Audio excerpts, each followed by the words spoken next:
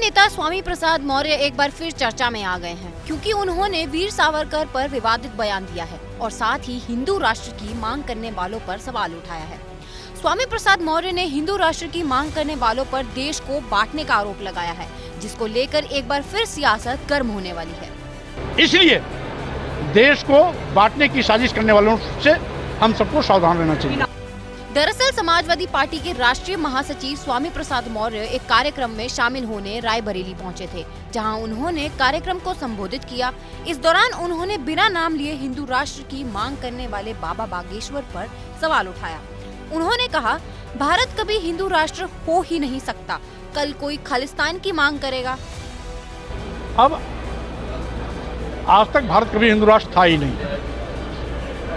जब आज तक कभी भारत हिंदू राष्ट्र नहीं था, तो अब हिंदू राष्ट्र हो ही नहीं सकता, क्योंकि हमारा भारतीय संविधान पंथ निरपेक्ष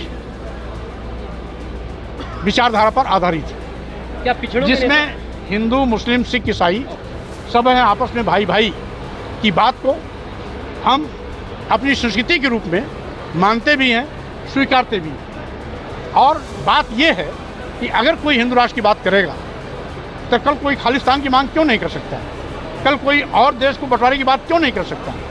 आगे अपने भाषण में स्वामी प्रसाद मौर्य ने कहा, हमारा राष्ट्र भारत है और उसे भारत ही रहने दिया जाए। अगर कोई इससे अलग बात करता है तो वो राजद्रोही है। समाजवाद, पंथ निरपेक्ष, लोकतंत्रात्मक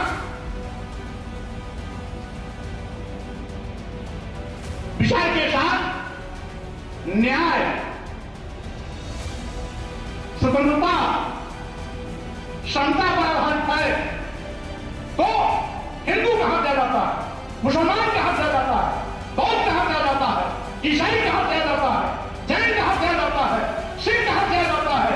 हमारा तो संपूर्ण राष्ट्र भारत है। भारत की पहचान भारत ही रहने दो। भारतीय संविधान आज सबको नियंत्रित कर रहा है। इसलिए इसके अंदर जाकर के अगर कोई बात करता है तो स्वाभाविक रूप से वो राष्ट्रद्रोही है। स्वामी प्रसाद मौर्य यहीं नहीं रुके, उन्होंने अपने संबोधन पर वीर सावरकर पर भी सवाल खड़े कर दिए। उन्होंने कहा, पहले जब भारत के टुकड़े हुए थे तो उसमें वीर सावरकर का हाथ था। पहले भारत के टुकड़े हुए पाकिस्तान के रूप में और भारत के रूप में, तो इसके पीछे भी उस समय सावरकर जैसे लोगों का हाथ था। आज भी देश बदलने के कारण पर जा रहा है, क्योंकि जब लोग हिंदू राष्ट्र की बात करेंगे तो स्वाभाविक रूप से देश के बंटवारे का बीज बोया जा रहा है। स्वामी प्रसाद के इस बयान के बाद सियासी गर्मी होनी तो करीब करीब तय है, क्योंकि स्वामी प्रसाद ने दोनों ही ऐसे मुद्दे उठाए हैं जिनकी चर्चा आजकल जोरों पर है। ऐसे में अब बीजेपी भी इस बयान के बाद सपा को घेरने में कोई कसर नहीं छोड़ने वाली है।